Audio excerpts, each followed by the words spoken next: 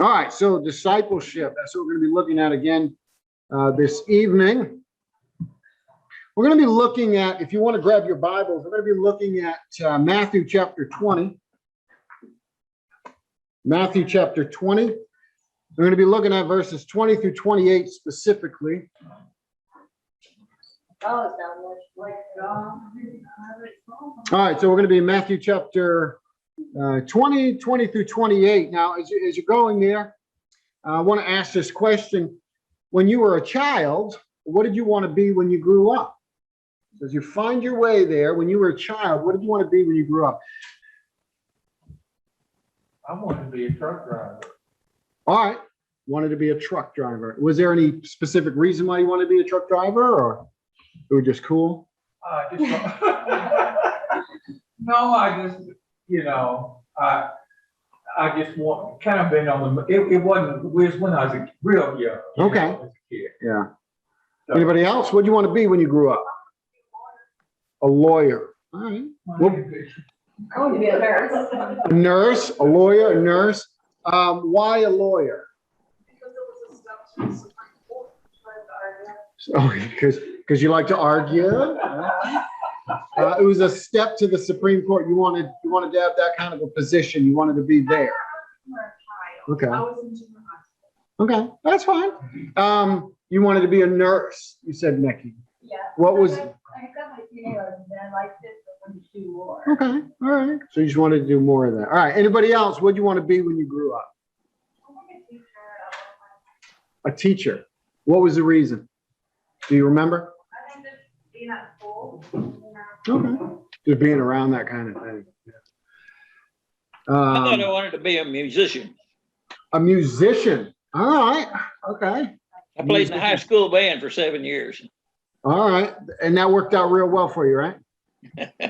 Well, I'm not a musician. You're not. No. So, a lot of people want to be, you think about some kids anyways, they want to be policemen or firemen. Some want to be president. You think about that, or astronauts, or those kind of things, right? Firefighters, different things like that. A lot of times it has to do with either positions of authority, power to help people, maybe, because even firefighters, power to help people, but positions of some kind of authority. I think probably even with teachers, right? If you're a child, this may not have been your reason, but teachers are the ones who's in control. They tell the kids what to do. So a lot of times people wanted positions of authority. Sounds like that's really where you wanted to be, right? Supreme Court wanted a position of authority. All right, moving on. All right, so we're going to read Matthew chapter 20 through 28. Can I get somebody who would like to read that text? Take it to Matthew. Matthew chapter 20 through 28. Anybody want to read that?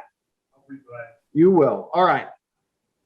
Then the mother of Zebedee's sons came to Jesus with her sons, and kneeling down, asked a favor of him. What is it you want? He asked. She said, grant that one of these two sons of mine may sit at your right and the other at your left in your kingdom. You don't know what you're asking, Jesus said to them. Can you drink the cup that I'm going to drink? We can't, they answered. Jesus said to them, you will indeed drink from my cup, but to sit on my right or left is not for me to grant. These places belong to those for whom they have been prepared by my Father. When the 10 heard about this, they were indignant with the two brothers.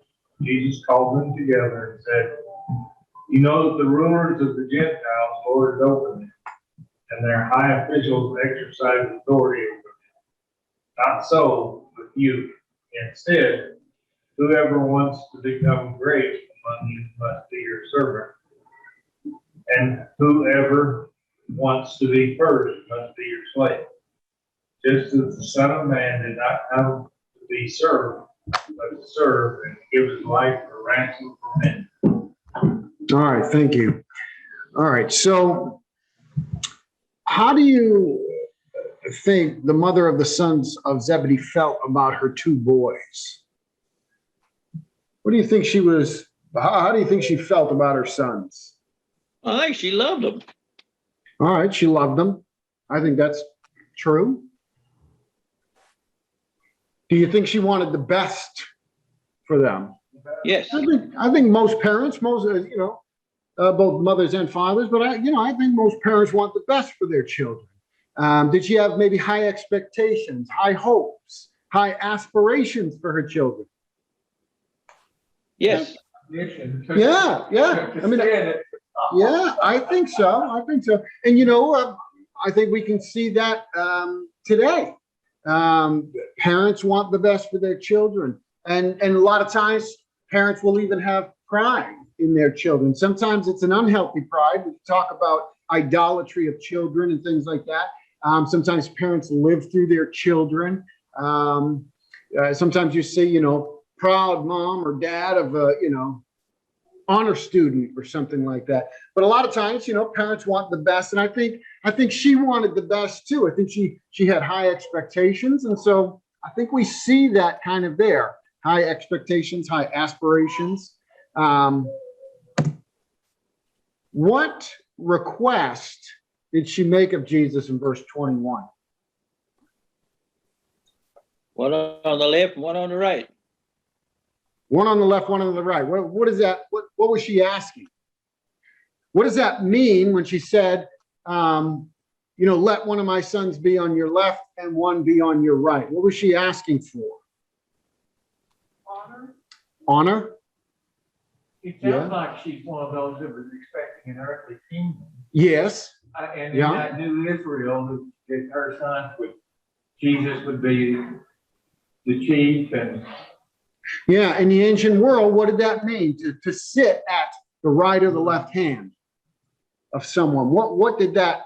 Well, Jesus had at the right hand of the Father, so it must mean something to do with authority. Yeah, right hand specifically was that of authority and of power. You sit to the right hand of authority, the right hand of power. You've heard today even, he's my right hand man, right? I mean, we've heard that kind of saying before. Might not be very common, but we've heard that kind of thing. It's the closest. He's my right hand man. This is the closest person to me, second in charge. So really what she's asking for is she's asking for positions of authority, positions of power. If Jesus, and as you said, Mike, she's thinking earthly kingdom, but so were the disciples, right? So were the crowds, right? It's not till after the resurrection that all of that is start to make more sense, and they understand that there's a spiritual kingdom that's going to happen. But they're thinking physical nature. So she wants positions of authority, positions of power in his earthly kingdom, right? She's thinking he's going to rule earthly. When the others hear about it, what happens when the others hear about it? How do they react in verse 24? How do the other disciples react when they hear about the mother of the sons of Zebedee coming and saying, hey, would you allow my children, my boys, to have the positions of authority in your kingdom? They didn't like it. They didn't like it. Indignation. What does it mean? Most translations that I looked at said indignation. I think one said something like very angry or something like that. What does indignation mean? I mean, I said very angry was one translation. Outrage? Okay. Yeah, indignation seems to be a bit more than just the person was angry, right? There's a bit more flavor to that word, right? Like angry to the point of disbelief. Okay, angry to the point of disbelief, indignant. There you go. How in the world could you ask such a thing, right? You could kind of imagine that. That would never happen in the church, right? No one would ever be indignant over it, right? Those kinds of things. So the indignation, they're very displeased. They're they've got unbelief that you would even ask that kind of thing. Pretty much they're not happy. They're not happy. Who are they not happy with? The brothers. Yeah, they're probably, absolutely. I don't think they're happy with the brothers. Probably not too happy with the mother either. Do you think that there might be a bit of some kind of manipulation going on by using their mother? What do you think? I mean, text doesn't say, but yeah, possibly. Jesus definitely cared for women. He had high regard for women, treated them with a lot of respect. That culturally, that was not the case. And maybe. Do we ever, or have we ever, resorted to manipulation to try to get our way?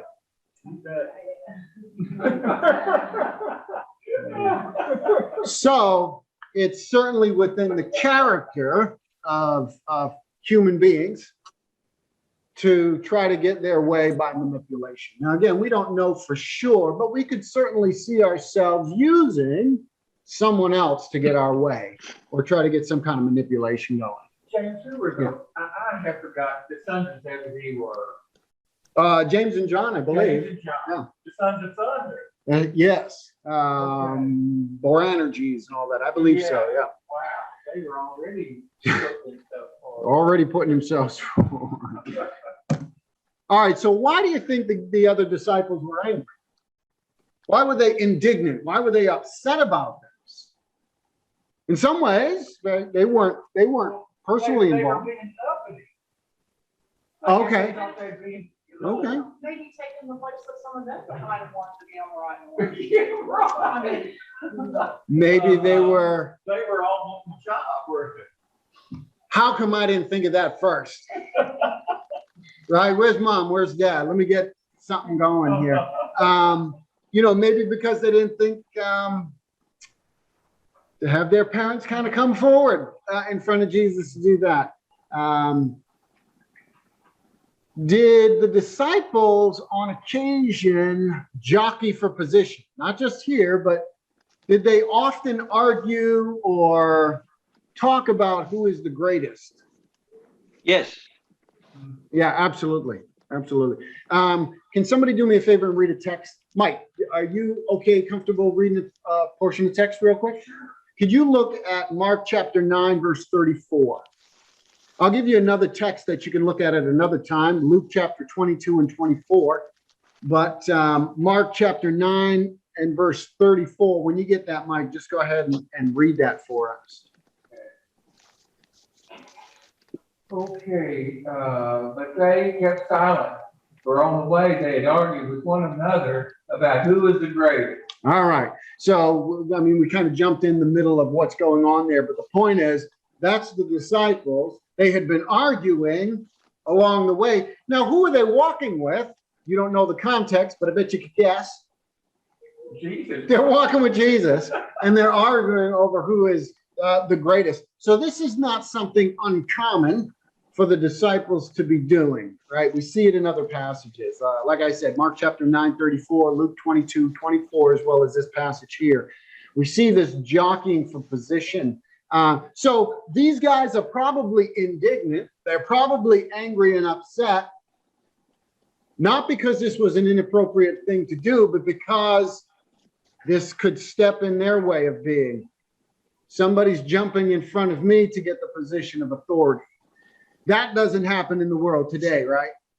People don't ever step on one another or get angry when somebody else gets a higher position, right? That never happens. We never get upset when somebody, achieves something. We've been here for 15 years at a job and somebody comes in off the street and they're our boss. We don't get angry about that, right? Okay. It never happens in the church, right? Well, what did Jesus say in response to the mother of the sons of Zebedee? And really, he's speaking to the boys, but in verses 22 and 23, what is Jesus's response to that whole situation? It's not his decision, right? Okay, it's not his decision. He's not the one who is going to say who has the right and who has the left. What else does he say? That's true. Well, he asks if they can see what he does. I mean, if they can bring the cup, and I don't think he's talking about bringing out the cup. Well, he uses that imagery, right? He says, "Can you drink the cup that I drink?" So he asks a question. He wants to see, a little bit of dialogue. One thing Jesus is always doing is he's looking to dialogue with people, and a very effective way to have a good discussion is actually to ask a lot of questions. Ask people questions, get people thinking. So, are you able to drink the cup that I'm able to drink? And so they ask that question. Now, why do you think Jesus is talking about? What do you think he's talking about when he mentions that cup? You said that you don't think he's talking about literally drinking out of a cup. The crucifixion. Yeah. It's suffering and death that he's talking about. You're absolutely right. For your notes, Mark chapter 14, 35 through 36 would be a text to kind of reference there. These guys, at the end of the day, they don't actually know what they're talking about. They don't know what they're asking for. They think what they're asking for is what the world wants. The world wants these positions of power and authority that everybody will see. We want to be known. We want to be somebody, right? I want to be a big deal. Is that still in the world today? People want to be a big deal, right? Call me Super Reverend Master Almighty of the universe, right? We want these big titles. We want these, lofty things. We want people to look at us in awe and fondle over us and all that kind of stuff. They wanted it back then. They wanted it in the ancient world. They want to be thought of as big shots. And Jesus says, you have no clue what you're actually asking for.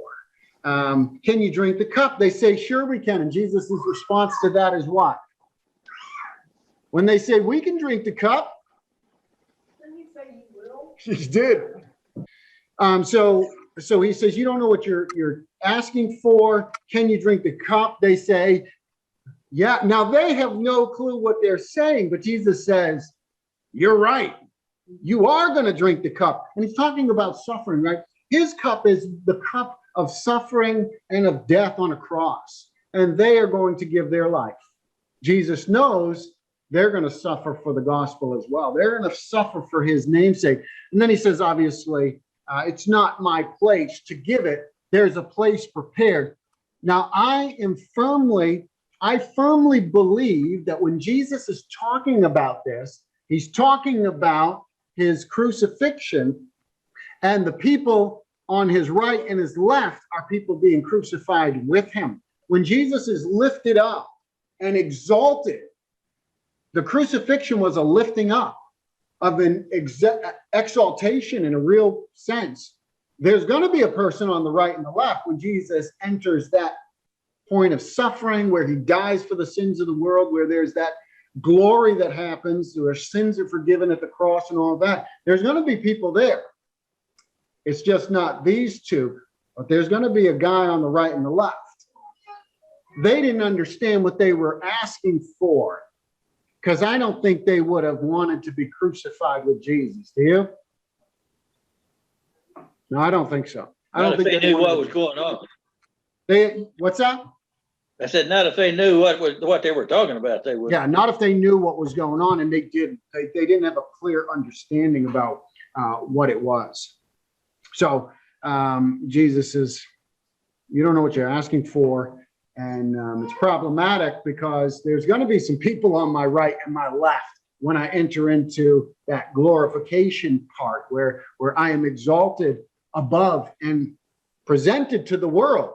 It's not in the way that they would have wanted it, but they're going to suffer. So according to Jesus's teaching and example, what difference is there between the world system of how one becomes great and God's system? verses 25 through 28. But what's the difference?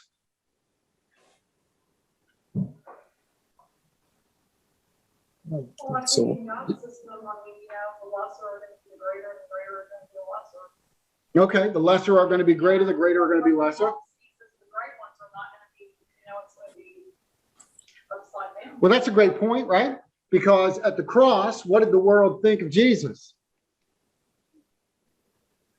Loser, right? They believe there's a loser, big time loser. The disciples didn't even get it. When Jesus is crucified and they bury him, what do they all do? Most of them go back to fishing. They go back to work. They're like, and even the two on the road to Emmaus, we thought he was the one who was going to rescue us. We thought he was the Messiah, all of that. So they're not getting it, and the world doesn't get it. They look at the Christ on the cross and they think weakness. There's not power there. So there's the opposite. Caesar's on the throne. That looks powerful, right? People are in the White House. That looks powerful. Wicked warlords in the world. They're the ones killing and beheading and doing all that. That looks powerful. The ones with the money. That all looks powerful. But like you said, Jesus is reversing all these things. The greater will be less and the less will be greater, that kind of thing. What does he say specifically in the text? In 25 and 28, 25 to 28. Yes. Yeah. It's the concept of service. The one, he says to the disciples, the one who would be the greatest, the one with that people would look at with prominence and prestige and all of that. They're the ones who are washing toilets. They're the ones who are taking out the trash. They're the ones who are doing the menial tasks, the tasks that everybody looks at and will not do. Jesus goes to sit with the disciples for a meal. Very common in that culture for people who come in to someone's house to get their feet washed. Reason for that is they needed it done. It was not a ritual, right? It was not something, come on in guys. It was not a ritual. There are some people today who want to make foot washing some kind of a Christian ritual. We don't need it. It was needed back then. And what happens is all of these people are around the table. How many lords are there at the table? When Jesus is sitting there, how many lords? One. One. How many lords were at that table? One. There were 12. How many servants were at that table? Oh, One, right? You get this? What does Jesus do? He strips up. The one who really is the greatest is the only one who is willing to do the menial task. Nobody, not only did they not provide it, nobody was willing to do it. Everybody wanted what? I want my feet washed. I'm not washing feet. That was a demeaning task, a demeaning job. No rabbi would do that. No teacher would do that.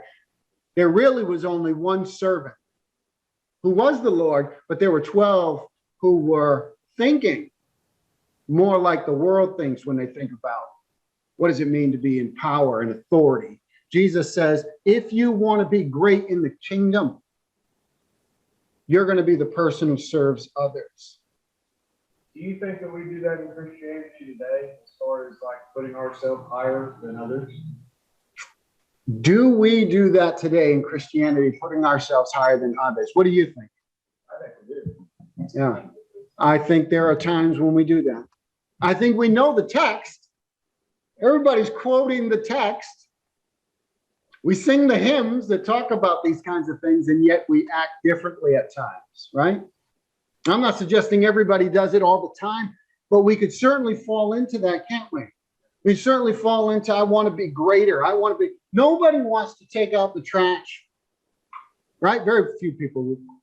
Nobody wants to do the dirty job. I said that the cleaning of the toilets, because that's one of the lowest things we think about. That's what it was like to wash people's feet. It was like the worst job in the world. Nobody wanted to do that. Okay, so you'd still rather wash a toilet than feet. I don't know about that, but that's for you. But yeah. But no, I think you bring up a good point. This is something that we want to think about because we're talking about discipleship and we're talking about it in the most basic forms, the most basic aspects. Last week, we looked at Jesus as Lord. If he's Lord, we submit to him. We do what he says to do. And he says, and we talked about some of those things last week, to put away certain behaviors and those kinds of things. This week, we're talking about what does it mean to be a disciple? It means being one of those who are striving to be the greatest in the kingdom, but greatest in light of what Jesus says, not in light of what the world says. The greatest among you, among us today, are going to be the people who do the lowly tasks, the ones who serve and never get recognized. That's what we should be striving for. If we're jockeying for position, and we really shouldn't be anyways, right? But if we're jockeying for position, we should be jockeying to outdo one another. Paul says in love, in service. This is what the scriptures are all about. Consider others more important than yourself. This is exactly what the opposite of what's going on here in this text, isn't it? They were looking out for number one, looking out for themselves. Jesus says the Gentiles, the people who are not God's people. Now, Christianity hadn't started yet, right? The church hadn't started because he hadn't died and all of that. So he's talking to Jewish people who were at that time meant to be the people of God. He says the people of God are not to act like the world. They do all that. They put people under their feet and under their thumbs, and they puff themselves up, and they want to be seen as big shots. Not so among you. And I think you're right. We can have a problem with this when somebody gets to the position of being, the preacher or an elder, a shepherd or something. And it's my way or the highway. It doesn't matter what other people have to say. It doesn't even matter if it's a better option, what people are asking for or looking for. It's my way or the highway. It's going to be what I want. And people can take on a very arrogant attitude even within the church. Ought not to be that way.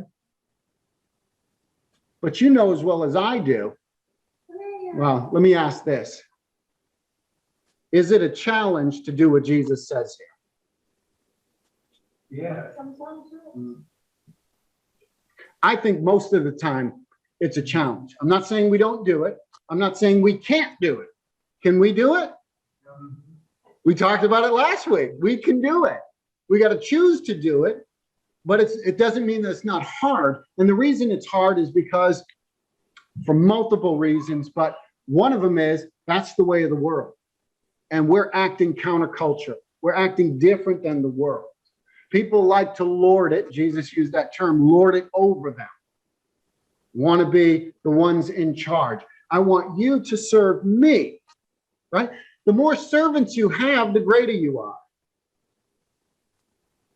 In the world's eyes. Jesus says, no, you want to be great, you're going to lower yourself. And then, of course, the great example that he gives is what? What's he say at the very end of that text?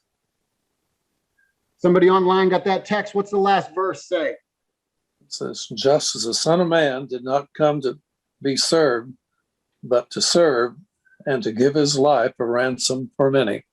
And to give his life. What does it mean to serve other people? Jesus tells us right there. It's to give up your life. It's to sacrifice your life. Now, he sacrificed himself for the sins of the world, but we also know from other scriptures we're to lay down our lives for one another. Doesn't just mean that if we have to lay down our physical lives, we do that. It means what? What would be included in that? Laying down your life for someone What might that mean other than physically laying it down? What else do you think Jesus might have in mind? In So- addition to that, that might be a possibility. Sacrifice. What would you sacrifice? If you were going to lay down your life for me, if you were going to sacrifice for me, how might that look?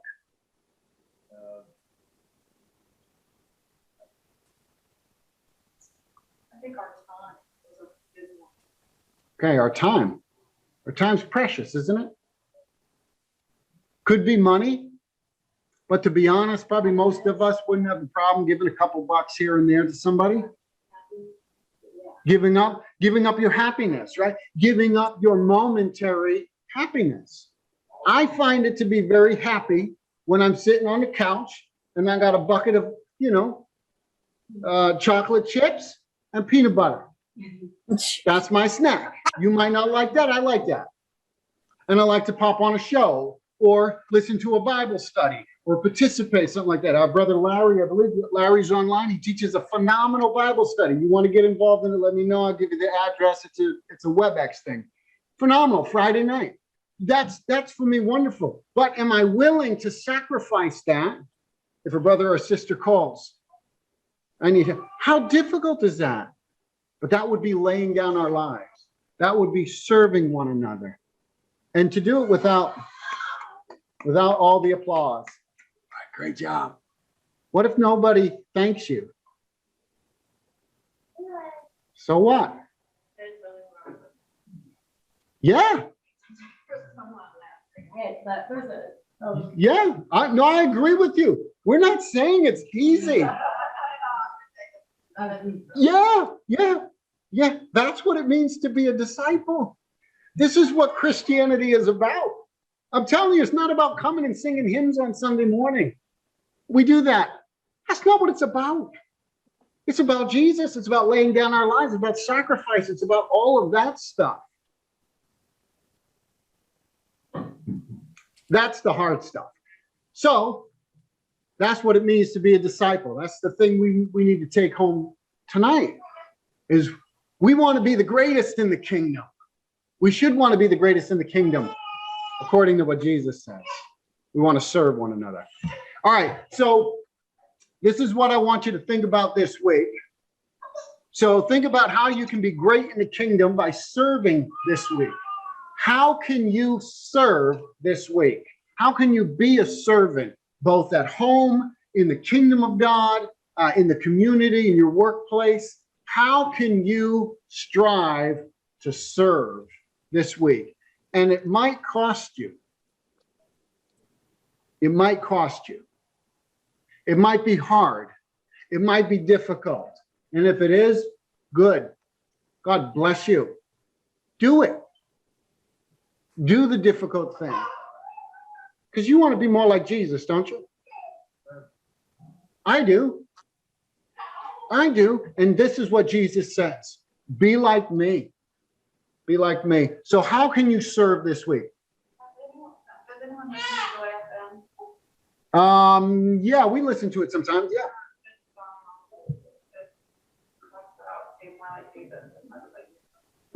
Being more like Jesus and less like yourself. That's kind of a nice little way to kind of put it.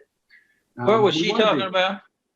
She said that there's a song on a station down here. It's a Christian station. It's Joy FM. And the song, she said, talks about, I want to be more like Jesus and less like myself. Is that right? Yeah. Less like me. More like Jesus, less like me. And I think that's good. John the Baptist said, he's got to increase and I have to decrease, right? Now that was talking about popularity and serving and the aspect that he was doing. But that's a great way to think about it. I want to be more like Jesus, less like, maybe less like who I used to be. More like Jesus. I want to be more like Jesus. all the characters. Sure. Yeah. All right. Any thoughts, questions, comments before we wrap it up this evening? When I was younger and I would visit sick people, I would always say, let me know if there's anything that you need. And Finally, I had one lady say, "My kitchen sure is a mess." I had cleaned up her kitchen. You know, that's funny because sometimes people say that, and I wonder if when we say it or when others say it, I wonder if we really want people to say, well, now that you say that, I could use this. You know, it can kind of become a nice saying, like, I'll pray for you. Right? You ever hear people say that? I'll pray for you. And you know, a lot of times people just mean, hey, I'm sorry that's happening. I'm not actually going to pray for you, but you know, you're in my thoughts kind of thing. Now I know there are people who definitely pray, but that's one of those things that you see out there. Let me know if there's anything I can do for you. Yeah, Luther, come over and clean my kitchen. All right. Listen, a lot of good fun in there, a lot of joking and stuff, but a serious matter as well, right? And I think we understand that there's a serious issue. And so think about that this week. That's something we want to do. We want to serve one another, right? Do good to all people, especially the household of faith. We shouldn't neglect the family. So if there's needs, we need to be taking care of those needs. But let's rush to be number one in Jesus's eyes by serving people and doing those things that maybe are not very glamorous and don't get all the applause. There's the greatest.